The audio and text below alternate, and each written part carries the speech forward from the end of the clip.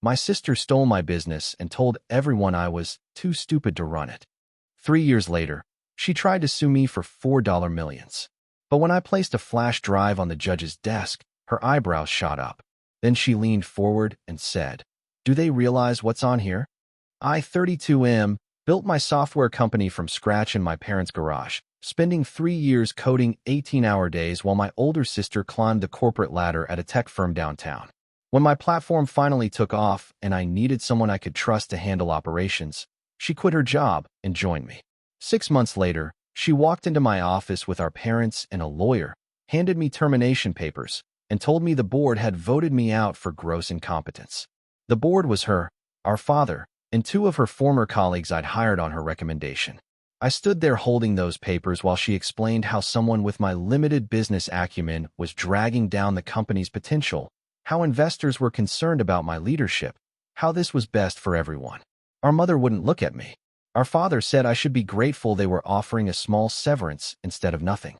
The severance was $50,000 for a company I'd valued at $800,000. I signed it because the alternative was a lengthy legal battle I couldn't afford, and because some part of me was still processing the fact that my own family had just systematically destroyed me. My sister moved into my office that same afternoon. I packed my personal belongings into a box while she sat at my desk reorganizing the drawers, and when I asked if she felt any remorse at all, she told me I'd thank her someday when I found something I was actually good at. I spent the next month in my apartment applying for developer jobs and getting rejected because my sister had somehow convinced half the local tech community that I'd nearly bankrupted my own company through incompetence before the board intervened. The other half thought I'd been bought out and retired early. Nobody wanted to hire the guy with that kind of reputation. My savings ran out. I sold my car. I was 3 days from eviction when a former client reached out asking if I'd build a custom inventory system for his manufacturing business. He'd worked with me directly before my sister took over, and he'd noticed the quality had dropped significantly after I left. He was willing to pay cash. I built his system in 2 weeks, and it worked so well that he referred me to 2 other business owners. Those referrals led to more referrals. Within 6 months, I had a small client base of companies who needed specialized software solutions and were willing to pay premium rates for quality work. I kept my operation small deliberately, working alone from a rented office space, taking only projects I could complete personally. I rebuilt my reputation one satisfied client at a time, and I made sure every single project was documented with meticulous detail because I'd learned exactly how easily everything could be stolen. My sister's version of my company grew rapidly. She rebranded it, brought in venture capital, expanded into markets I'd never considered. I watched from a distance as she gave interviews about her innovative approach to software development and her vision for disrupting the industry. She never mentioned that she hadn't written a single line of the original code. Our parents shared every article about her success on social media, while never once acknowledging that I was still working in tech. The few times I ran into relatives at family events I still attended out of obligation, they'd ask when I was going to get serious about my career like my sister had. 2 years after she'd forced me out, my sister's company landed a major contract with a state government agency. I only knew because one of my clients mentioned it casually, noting that the system my sister's team had built for them the previous year kept crashing and they were considering alternatives. That comment stuck with me. I started paying closer attention to the projects my sister's company was taking on, and I noticed a pattern. The venture capital had funded rapid expansion, but the actual product quality had declined steadily. She'd hired a large development team, but most of them were junior programmers working on tight deadlines. The complex custom solutions that had built my original reputation were being replaced by generic templates with minimal customization. 3 months ago, my sister's company failed to deliver on that government contract. The system crashed during implementation, causing significant delays and data loss for the agency. They terminated the contract and demanded a refund of the $4 million they'd paid up front. My sister's company didn't have $4 million in liquid assets. Most of their funding had gone into overhead, salaries, and marketing. They were suddenly facing bankruptcy, and my sister was facing personal liability because she'd signed personal guarantees to secure some of their loans. That's when she remembered she had a brother who'd built the original company and who'd signed severance papers that included a non-compete clause. Her lawyer sent me a letter claiming I'd violated that non-compete by starting my own software business, and that my current client base had been built using trade secrets and connections that rightfully belonged to her company. She was suing me for $4 million in damages, claiming my competing business had directly caused her company's failure by poaching clients and destroying their reputation through corporate espionage. The claims were absurd. My non-compete had expired after 1 year, which was clearly stated in the severance agreement. My clients were businesses I'd built relationships with after she'd forced me out, and most of them had never worked with her company. I hadn't engaged in any espionage or stolen any secrets because I'd built everything from scratch using my own code and my own methodologies. But her lawyer was aggressive, and the initial filing got picked up by local business media. Suddenly, people were reading articles about how a disgruntled former executive was sabotaging his sister's successful company out of jealousy and spite. I hired a lawyer with money I'd been saving for a down payment on a house. He reviewed the case and told me we'd win easily, but that it would still cost me tens of thousands in legal fees to defend against frivolous claims. He suggested we could countersue for malicious prosecution and abuse of process, but that would extend the timeline and increase costs even further. I told him I had a better idea, and I spent the next 2 weeks compiling evidence. The evidence wasn't complicated. I'd kept copies of everything from my original company because I'd always suspected something like this might eventually happen. I had every line of code I'd ever written, every client contract I'd ever signed, every email exchange and project documentation with timestamps and metadata, proving I'd created everything before my sister had even joined the company. I had the original business registration showing me as sole founder and owner. I had bank records showing the $50,000 severance payment and proving that was the only compensation I'd received for a company I'd built to $800,000 in value. But more importantly, I had evidence of what had happened after she'd forced me out. I'd maintained friendly relationships with several of the junior developers who'd worked at my company before it became her company, and over the past 3 years they'd occasionally mentioned things in casual conversation. How she'd instructed them to copy code from open source projects without proper attribution. How she'd promised clients custom solutions and then delivered barely modified templates. How she'd inflated project timelines and costs to justify her venture capital spending. How she blamed system failures on the unstable foundation I'd supposedly left behind, even though those systems had worked perfectly when I'd built them. I hadn't asked these developers to document anything or gather evidence. I'd just listened when they'd vented their frustrations about working conditions and ethical concerns. But now I reached out to them again and explained what was happening, and 3 of them agreed to provide sworn statements about the practices they'd witnessed. One of them had actually kept copies of internal emails where my sister had explicitly instructed the team to misrepresent the capabilities of their software to potential clients, and to blame any problems on my original code rather than admitting the current team's modifications had introduced the bugs. I compiled everything onto a flash drive and organized it into clearly labeled folders. Original company documentation proving my ownership and creation of all intellectual property. The severance agreement with the expired non-compete clause highlighted. Client contracts and correspondence showing my post-severance business was entirely independent. Statements from developers describing fraudulent practices at my sister's company. Internal emails proving she'd knowingly misrepresented product capabilities and blamed failures on code I'd written years earlier, code that had actually been replaced entirely by her team. The preliminary hearing was in a small courtroom with just the judge, lawyers, and my sister and me. Her lawyer spent 20 minutes arguing that I'd systematically undermined my sister's business through unethical competitive practices and violated my contractual obligations. He painted me as a bitter failure who couldn't stand watching his more successful sister thrive in the industry he'd failed to master. My sister sat at her table looking confident and professional in an expensive suit, occasionally whispering to her lawyer and nodding sympathetically at his characterizations of me. When it was our turn, my lawyer simply stood up and asked if he could approach the bench. The judge nodded, and he walked forward with the flash drive in his hand.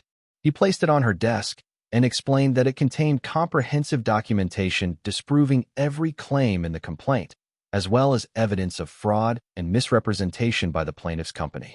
The judge picked up the flash drive and looked at it for a moment, then asked what specifically was included.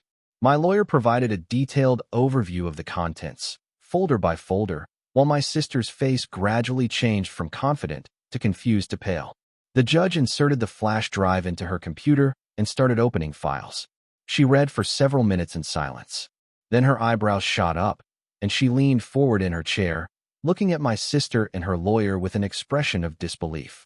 She asked them if they realized what was on this drive, and specifically if they were aware that their client had filed sworn statements claiming the defendant had stolen trade secrets that the evidence clearly showed the defendant had created personally before the plaintiff had any involvement with the company. My sister's lawyer asked for a recess to review the evidence. The judge denied the request and kept reading. She opened the folder with developer statements and internal emails, and her expression shifted from disbelief to something closer to anger. She asked my sister's lawyer if he'd conducted any due diligence before filing claims of corporate espionage and non-compete violations, because the evidence suggested his client had not only forced the defendant out of his own company through potentially fraudulent means, but was now attempting to use the legal system to extract money from him to cover her own business failures. The hearing ended with the judge dismissing the case with prejudice and ordering my sister to pay my legal fees. She also referred the matter to the State Bar Association for potential sanctions against my sister's lawyer for filing a frivolous lawsuit without proper investigation. But she didn't stop there. She asked if I intended to pursue any claims of my own related to the circumstances of my departure from my original company, and she noted that the evidence on the flash drive suggested several possible causes of action, including fraud, breach of fiduciary duty, and conversion of assets. I told her I hadn't decided yet. The truth was I'd spent 3 years rebuilding my life and my reputation, and part of me just wanted to move forward without dragging myself through more legal battles. But my lawyer leaned over and quietly reminded me that the statute of limitations on some of these claims was approaching, and that the evidence I'd compiled was extraordinarily strong. He suggested we could potentially recover not just the difference between my severance and the company's actual value at the time, but also a portion of the profits the company had generated using my intellectual property and reputation. My sister left the courtroom without looking at me. Our parents, who'd attended to support her, followed her out in silence. I stayed behind to discuss next steps with my lawyer, and as we talked through the possibilities, I realized something had shifted. For 3 years I'd been operating from a place of survival, focused solely on rebuilding what had been taken from me. Now I had the opportunity to seek actual accountability for what my family had done and the evidence to prove every single thing that had happened. Update 1. I filed a countersuit 2 weeks after the judge dismissed my sister's case. My lawyer advised a multi-pronged approach claiming fraudulent inducement, breach of fiduciary duty, conversion of business assets, and misappropriation of intellectual property. The last one was particularly strong because my sister's company had continued using modified versions of my original code for over a year after forcing me out, marketing it as their own proprietary technology while simultaneously telling clients the foundation was unstable because of my incompetence. My sister's company declared bankruptcy 4 days after I filed. Her lawyer claimed the timing was coincidental, that they'd been planning to file anyway due to the failed government contract. My lawyer argued they declared specifically to shield assets from my claims and requested the bankruptcy court appoint a trustee to investigate potential fraudulent transfers. The trustee discovered my sister had moved $150,000 into a personal account 3 weeks before declaring bankruptcy. Supposedly, as deferred compensation, she'd voted to pay herself as CEO. Our parents finally called me. Our father wanted to mediate a family resolution that didn't involve lawyers and courts destroying what was left of our relationships. I asked him if he'd considered mediating 3 years ago when they'd helped my sister force me out of my own company, and he said that was different because they genuinely believed I wasn't capable of running a growing business. I asked him if he believed that now. He didn't answer directly, just said families should support each other through difficult times, and that my sister was facing potential personal bankruptcy over mistakes that any entrepreneur could make. I told him the mistakes weren't running a business poorly. They were fraudulently obtaining my company and then lying about it for 3 years while destroying my reputation. He said I was being vindictive and that revenge wouldn't make me happy.